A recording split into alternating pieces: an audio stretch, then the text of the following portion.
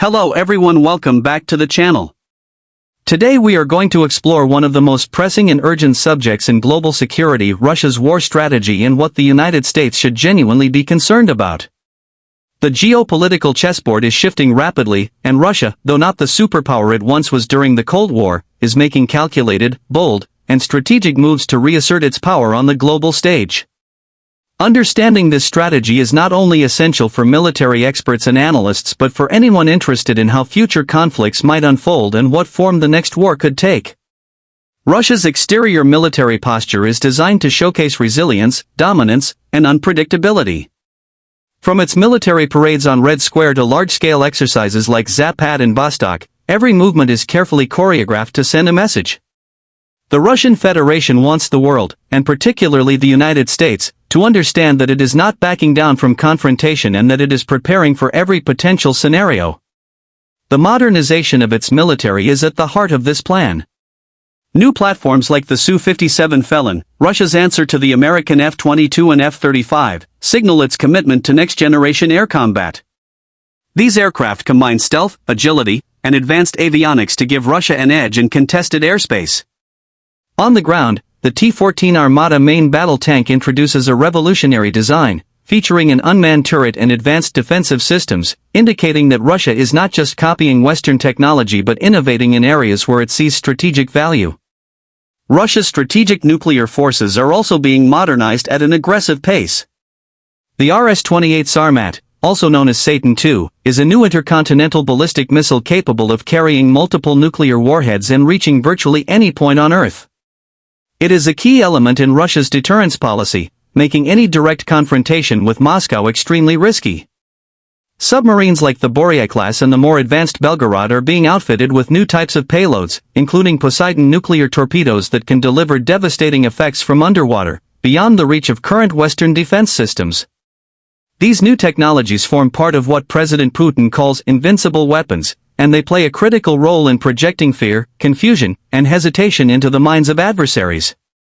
Inside the Russian military's command structure, there is a noticeable shift towards digitalization and integration. Russia is no longer relying solely on the legacy command models of the Soviet era. Today, it is investing in C4ISR systems that allow for more rapid decision-making and battlefield awareness. Commanders are now equipped with real-time intelligence from drones, satellites, and ground surveillance, enabling them to coordinate strikes with speed and precision. The Russian military is placing heavy emphasis on developing capabilities in electronic warfare, cyber operations, and information warfare. These capabilities are integrated into the traditional military structure, providing a full-spectrum approach that blurs the lines between conventional and unconventional combat. In performance terms, Russian forces are becoming more capable across the board. Their military exercises increasingly simulate multi-theater operations, including cyber disruption, high-speed drone attacks, and long-range missile barrages. Russia has practiced large amphibious landings, strategic bomber missions, and electronic blackout drills in areas like the Baltic Sea, the Black Sea, and the Arctic Circle. The scale of these operations demonstrates not only readiness but also the willingness to operate in some of the most challenging environments on Earth. Russian airborne units, such as the VDV, are trained to deploy behind enemy lines with speed and force, acting as a vanguard for larger military maneuvers.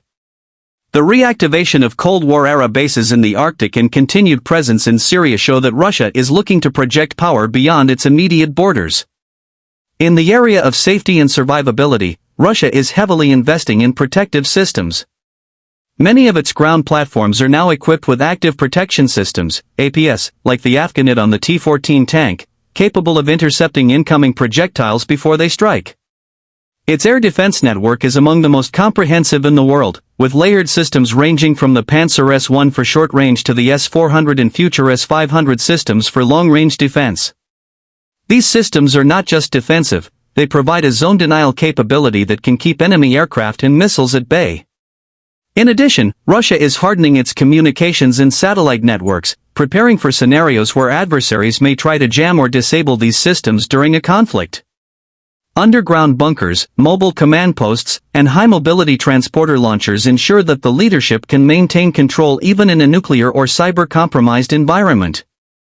What makes Russia's war strategy uniquely threatening is its use of hybrid warfare, a combination of military force, cyber disruption, propaganda, economic tools, and proxy fighters.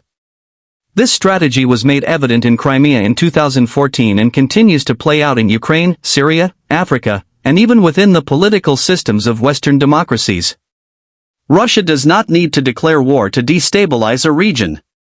It uses disinformation campaigns, online trolling networks, and influence operations to weaken its adversaries from within.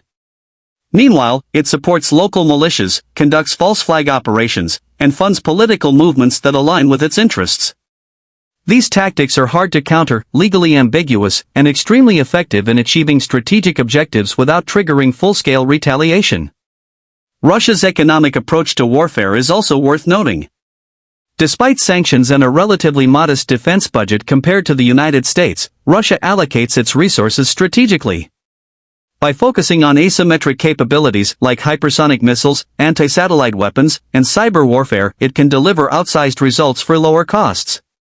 For example, while a single U.S. aircraft carrier may cost over $13 billion, a hypersonic missile that can disable it may cost just a few million. This cost-benefit asymmetry gives Russia a unique advantage in strategic planning. Its military-industrial complex is tightly linked with state policy, and this integration allows for swift mobilization and centralized decision-making. Furthermore, Russia is working to reduce its dependency on Western technologies and finance by forging closer ties with China, Iran, and other strategic partners. The use of psychological warfare is another powerful element of Russia's preparation. Through state-controlled media, military theatrics, and covert operations, Russia aims to sow doubt, fear, and division within its enemies. Military drills are often intentionally provocative, occurring near NATO borders or in contested regions.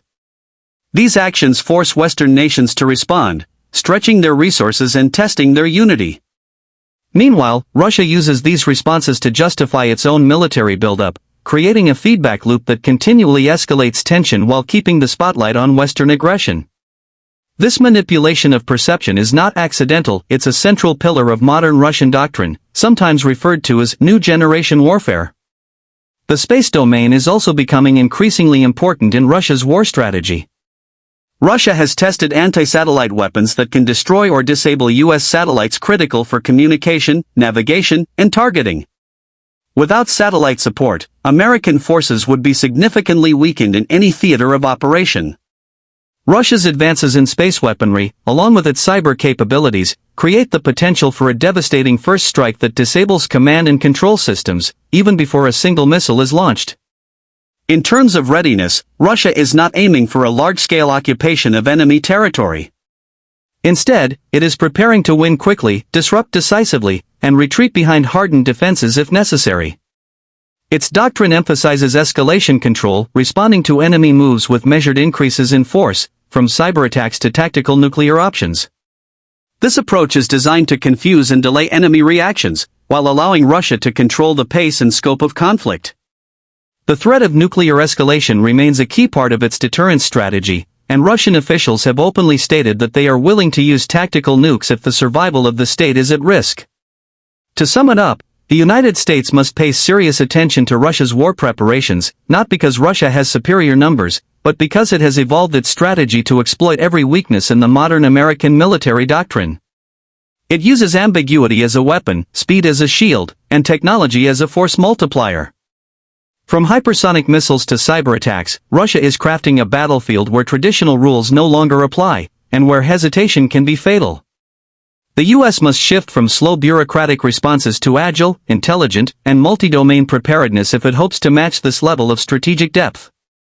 The real danger lies not in an open, declared war, but in the quiet, calculated moves being made right now, moves that could one day erupt into a conflict the world is unprepared to face.